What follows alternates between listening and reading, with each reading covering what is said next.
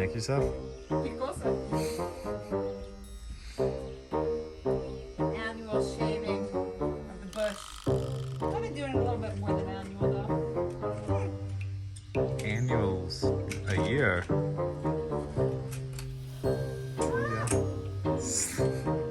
Why are you scared? Well, because I don't want to nick my Gigi.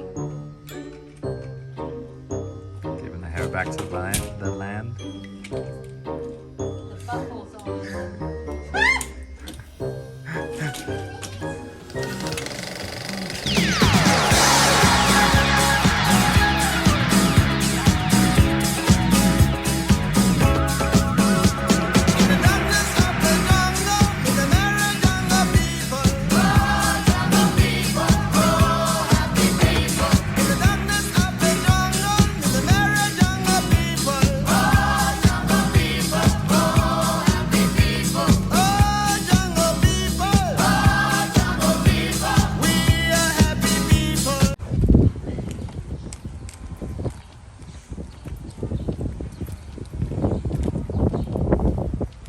Where you going?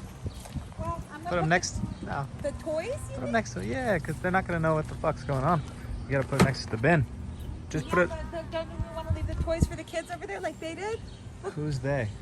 The people that left those toys over there. I don't know what you're talking about. I'll leave the toy. I'm gonna leave the clothes here, but I'll leave the toys. So we got rid of a lot of stuff, and it feels pretty good. It can definitely be tempting to pick up a little extra thing here and a little extra thing there, but we've done pretty good. Yeah. And the kids' behavior is much better as well. Kids don't really need a lot of toys, and they're always just in the fucking way and like They just want to play with whatever's around them. sticks, dirt, hoses, water. Washed up toys from the beach. This? Sure. Bye-bye, family heirlooms. So I come from a family of 11 and we moved around like very frequently. So I love getting rid of stuff. Nothing's precious to me. When I'm on a cleaning rampage, it's just like, beep, beep, beep, beep, beep. But Magic is from a family of 2 and his family like holds on to everything. And in a way it's so great because like Wiley gets to play with toys that used to be yours and stuff. But we have been, traveling around from the very beginning with like a couple containers of his like late grandmother's clothes and gloves and stuff. So Gloves and purses. so do you miss having those? Do you want to bring them here? It made more sense when we were in the cold environment, but it doesn't make Oh, sense. wearing women's clothing For made Wiley- more sense for for you. Wiley, she put them okay. on once and really liked it. But no. But it is sweet. Like I'm happy that we have both of these different sides, so that it's not just one or the other.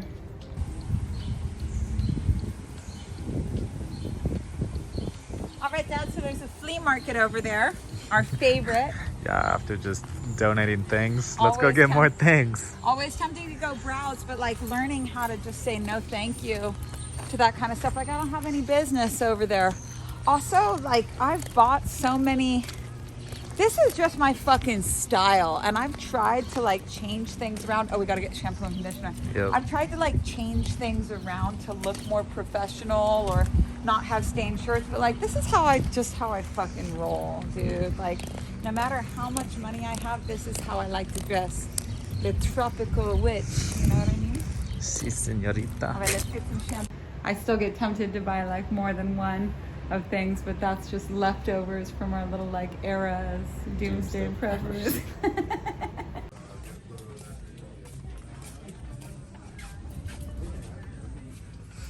This is the only stuff that works on my hair. So Yet I'm far. tempted to get this one. Am I just wasting money? Okay, let's So we don't need 4 because we're about to okay, cool. we're about to hit the road. But you can keep stockpiling toys because you're like, oh, maybe if I get my kid this toy, they'll like leave me alone. And 5 minutes. yeah, and your kids are never gonna leave you alone, like if you're in the house. But if you take them out of the house, like basically anywhere, and be like, go over there, sticks, bye, then there's some alone time there. But they don't want toys; they want to play. Or project too. Yeah. Activity. It's been so much easier having the kids here than it has been anywhere else. I think we were all like a bit bored and didn't really know how to be with that. We were trying to like fill a boredom void that just... Going to air trampoline parks. Yeah, trying to fill a boredom void with like more work and more routine and more schedule. But looking back on it now, I think like all of the kind of frustrating behavior was coming from just boredom. I think that the sky is blue. I don't know why the sky is blue. We should find out why the sky is blue. Dad, do you know why the sky is blue? I believe it's a reflection of the water. Maybe. Wow, that sounds interesting. So things can definitely get a little bit hairy when we have a lot on our plate, especially because we don't have a nanny. We don't send the kids to school. We choose to school them ourselves because we're great at it, and so are you. But you know, we have a lot of flexibility in the sense that we could just pick up and go anywhere and life would just resume. But it does sometimes feel like a lot to try to get everything done. Like, you know, we're shooting at night right now because we had kid stuff that we were doing during the day. What? It has no color. Water has no color? Sometimes water looks blue. I saw a video of people putting blue dye in their ponds to make their ponds look blue. Yeah. Isn't that gross? I see that on like Zillow pictures and shit. I don't know if it's just... I don't know what it is. I do, but I've missed. The cool thing about free schooling is that the kids are always asking questions and they always have things that they want to know, and sometimes it's stuff that we know and other times it's things that we don't, but they're always learning and we're always learning with them, and that's such a big contributor. I think a lot of people don't even think about schooling their kids themselves because they're so afraid that they're gonna mess it up. But like, when you send your kids to expensive school, you're not getting a better curriculum. The kids are just getting more attention, or making sure that the subjects are more tailored to your kids' interests. Like, even with the absolute best hires and the best education, none of that comes even close to a parent, because parents care the most. And if our kids are with us all the time, they're learning every single moment of every single day. But when they're not, you know, if they weren't with us, nobody wants to dig in and teach kids in the same way. It's like how you see, you know, kids that are with their nannies all the time and they're like freaking 4 years old and still in diapers. It's like, when they're not your kids, like, you don't want to discipline them. You're like, why should I potty train them? And there's no need to make everything educational because you're just not as invested in it. School system fucked me up, so it's nice to do something different. Yeah, it's nice to not put our kids through that. It's been really fun for all of us. Like, it is definitely a workload and a half, like having just constant, but yeah. What else would we be doing? Yeah, what's more important than that? People see us out all the time and they don't know about this side of our business, and they're always like, oh, I want what you guys have, like to have both parents hands-on working with the kids all the time. And what's not pictured is that behind the scenes, what's allowing that to happen is that we have a business with a very, very low time commitment. And I started building that 5 years before I had kids, because I had just figured out, shit, I'm never gonna marry a sugar daddy. And even if I did, I don't wanna be someone's housewife. I'd been a nanny before. I had seen what that was like. I knew that I wanted to be with my kids. So if you know you wanna have kids one day, it's just not right now, you need to ask yourself what kind of parent you wanna be and how much time they wanna spend with their kids, and start asking yourself now, how can I make a lot of money in a very short amount of time to either be with my kids or afford the type of childcare and lifestyle that I want? It'll take some years for this to be profitable, but if you start now, by the time it matters, you'll have something. and you won't be like enslaved to anybody. You'll be able to have the exact life that you want, the kind of life that people stop you and say like, how do you get a life like this?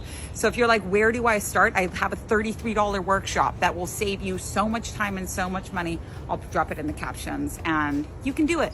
Magic is just spending more time on something than anyone else would reasonably expect.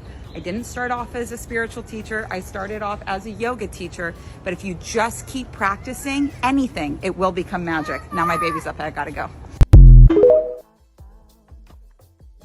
All right, 3 days until we leave for Costa Rica, Papa. Making some cold brew. House is getting packed up. It never looks done until we're done. Got Reiner playing Play-Doh over there. Ta-da. So that week that we were moving, we gave ourselves like 9 days, but we had quite a few deadlines that needed to be turned in. We had 3 workshop videos that were due. To have 3 one-hour videos recorded with both of us, edited, uploaded, like that's a pretty, I think it was 4. Learning to work together has definitely been a little challenging, but that's the basis of our workshop, Erotic Wealth, is learning how to take something from like either a patriarchy or a matriarchy into a family business. So we're really here to model it, but it's definitely challenging without help to have us both available to do some of these videos. Specific message to people you need to what? Show. That's not true. But it's a good try, but we didn't. It's definitely been a learning curve and challenging to get both of us on camera at the same time, but all of these limitations create style, and to be able to work with someone as opposed to them just like supporting you has been such a beautiful process and so worth it. And I'm so happy that we can save people so much time on the trial and error of like merging the 2 roles. So we've become professionals at moving. And usually when people come and see us like 48 hours before we're moving, they're like, are you guys gonna be ready to go? And it's like, oh yeah, like this is all normal to us. So I thought I'd take you on a little walk through the house where you can see what it looks like with only 48 hours to go and how chill we are. There's new orange flowers over there that I can't wait to go see. All right, so this room would just need to be cleaned. The kitchen is always what we pack up the absolute last. So today we're getting our little precious things and packing those up, and then the food will be the absolute last. We usually have 1 container like this of our kitchen things, and that'll be like our spices, our olive oil, maple syrup, things that we don't want to buy again. What we usually like to do is just 1 room at a time, take everything out. So a few days ago, we pulled just about everything from every room.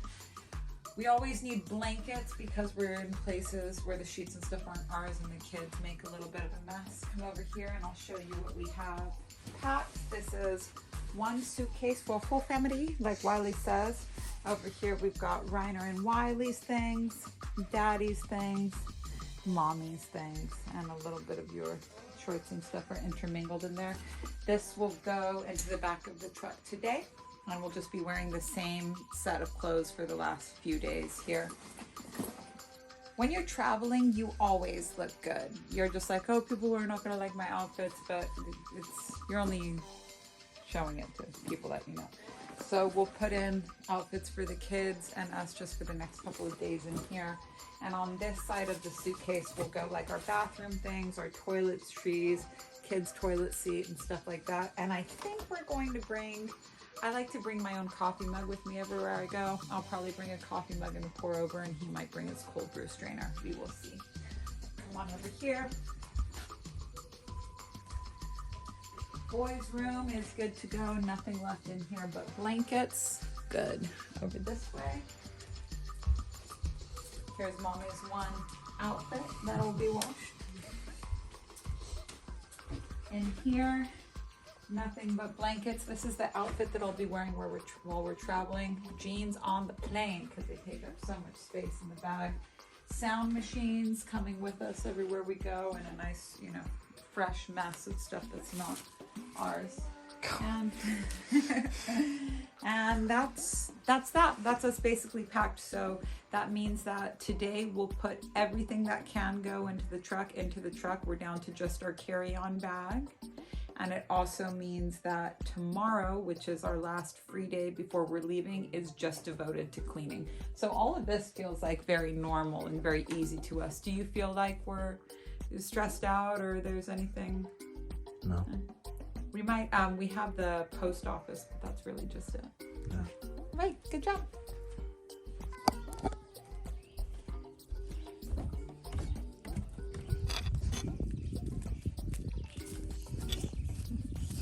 What you got, Daddy? Wonderful. Mom. Cool weather. Salad. Yeah, so good. Healthy tuna salad. Turkey! Are they not all puffed up out there? Yeah, but I'm not doing anything. Are they just standing? That one's puffed up. That one's puffed up. Yeah. And the other one, my one.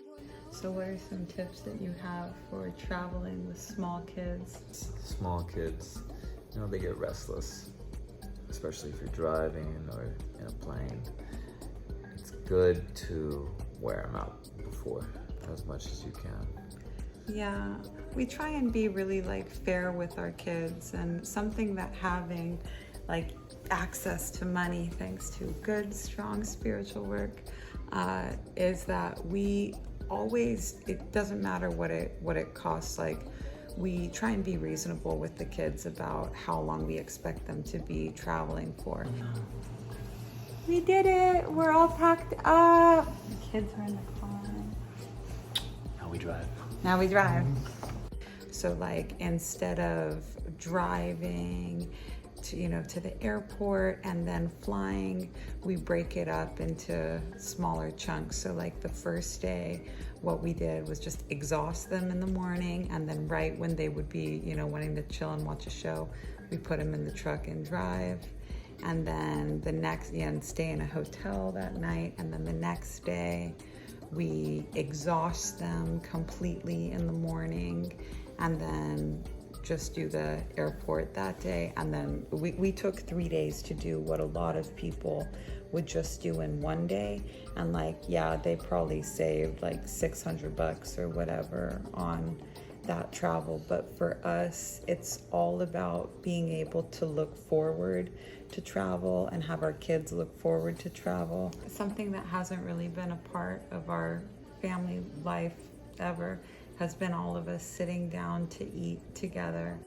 And if a restaurant is crowded, like it's pretty crazy for us because the kids they just love to fucking run around. Like we're trying to eat and they're just like running around like crazy. And so for the last 5 years, we've like really avoided going out to eat, and a little bit nervous about going to a new country where we might need to be eating out a lot because like, I don't know, we're pretty...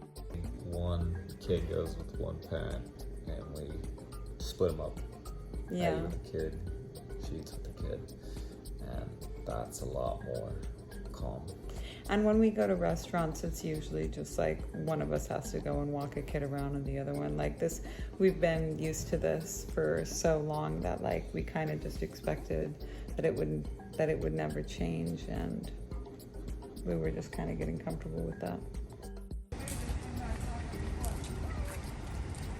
Oh, you drop it again? Yeah. Through here onto the, like, I think you should just be in the toilet. Because then the pee's just gonna sit there, it's gonna smell like piss. Not gonna lie, that first morning on the trip was pretty rough.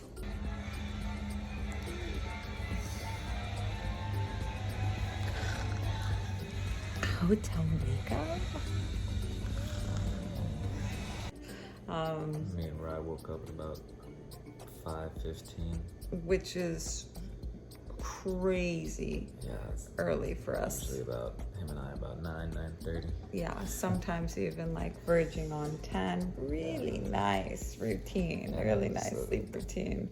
30 minutes of trying to get him back to sleep, and we could just hear the city life, and the sun was coming in. He was saying there's too much ruckus outside. Staying at a hotel Racket. that didn't have any blackout curtains, you know, and so the kids were just up so early, and then Wiley was up at 6, and we were crusty, like we were like, oh.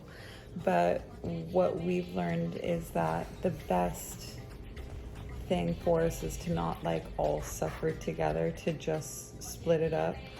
And so I take the kids, give him a chance to recoup, and then he takes the kids and they follow me wherever I go. In 10 minutes they follow me wherever I go. Just because sometimes just looking at me, apparently. Yeah, I'm the favorite, but I do pay the favorite tax. So I don't really know the city too well. I chose the fastest route, which took us right through the middle of the city. And the traffic was insane, and I was tempted to like start stressing out, but luckily I remembered myself and was like, all things are gifts. It's been a really long time. It's been like 3 years of chronic praying, like, please help me understand that like all things are gifts. This is all a sign that things are going our way. So now it came a little easier, because usually I'd be hissing at him. And before Erotic Wealth, before we started doing Erotic Wealth work, like, I would just blame you for literally everything. I would blame you for absolutely everything and be all mad at you. But it actually went so smooth, and the kids ended up passing out. Got there plenty of time, got to the parking lot, shuttle was there. Kids took a much needed nap. Yeah, we found the flow on that too, because like if we didn't know as much about the timing flow as we do now, we would have been like, shit, if they're sleeping, don't sleep them in the car, we'll sleep them on the plane, like do some bobo shit like that. Like, and it made everything so pleasant. The traffic was exactly what they needed, and we arrived at the airport at the perfect time. Like, it was just all divine. But that, it says a lot about like how far we've come, because if us at the beginning of our like road tripping journey experienced that, I would have been shitting myself the whole time, taking it out on you, and you would have been, oh yeah, that's the only penalty in the system. Wanna take the shit on the plane? Do you wanna flush your poop down the drain? Do you wanna take the poop on the flight? Do you wanna take a dump in the night? Do you wanna diarrhea tonight? And that's like,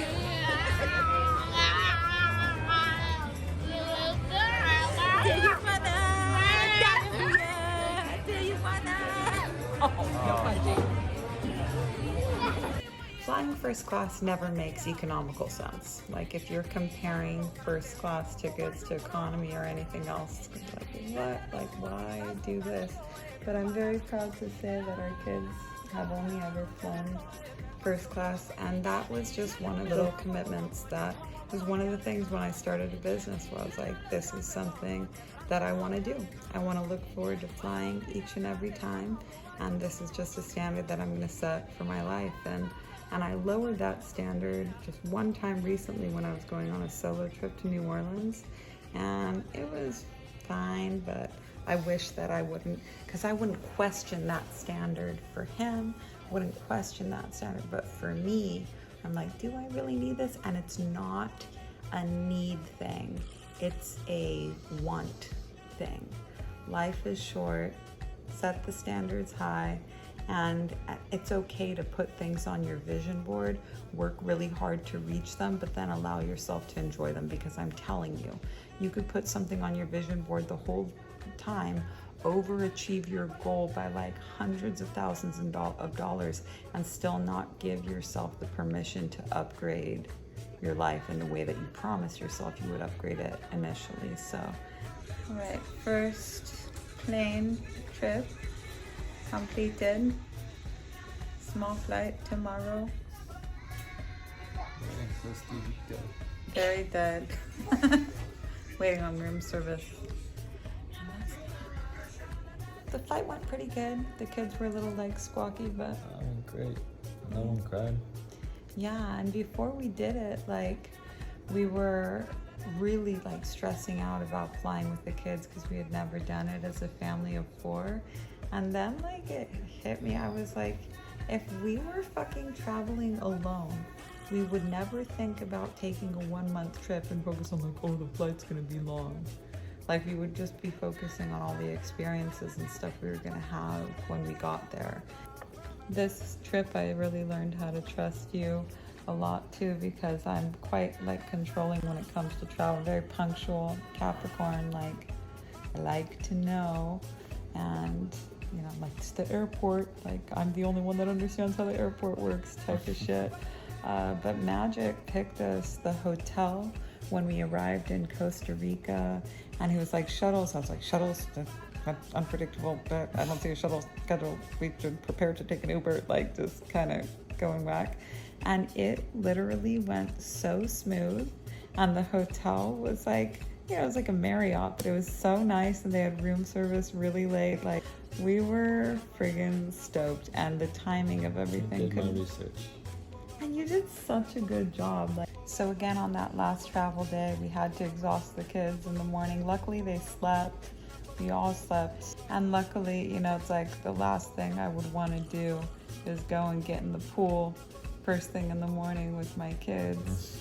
But, you know, I'm like, what? Don't you guys just want to watch TV for like 4 hours straight? Like, can't we just like stay in bed and eat room service? But they were like, We had the last leg, and they were excited. They were ready. Yeah. They were ready to be at the beach. so I was like very nervous about getting on the Aaliyah plane. Even though when I was a nanny, I went on one of those planes holding the fucking parents' 2 kids while they took the boat. These are some of the reasons why I was like, no, I will be with my kids when I have them, because these little kids were fucking shitting themselves on this plane, and the parents were nowhere near. And I was like, they don't want their nanny, you know, they want their mommy. It was fucked up. So I got to relive this, you know, as the mom, you know, maybe 15 years later.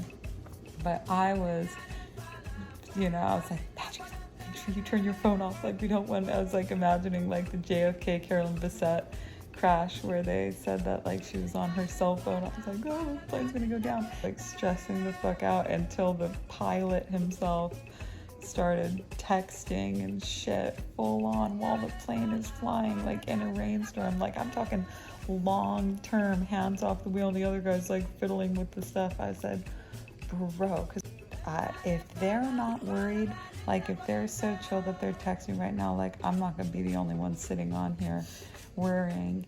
And you know, and you had a very different experience in the plane ride. Yeah, I felt high.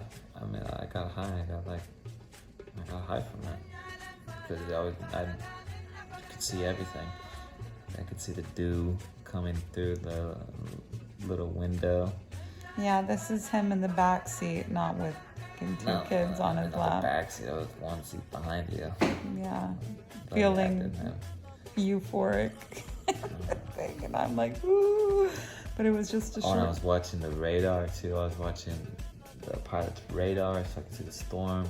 I could see the countdown till landing, but I didn't know where we were going. So it was exciting. It was exciting, and my senses were tingling. And we made it. And we made it. And we made it. And we made it.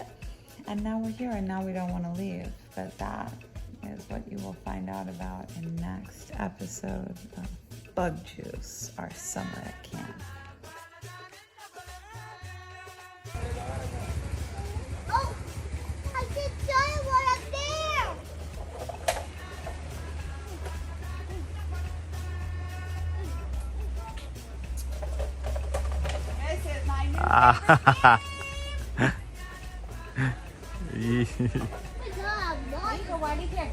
Carambola. Wow, that was so annoying. Wow. Wow.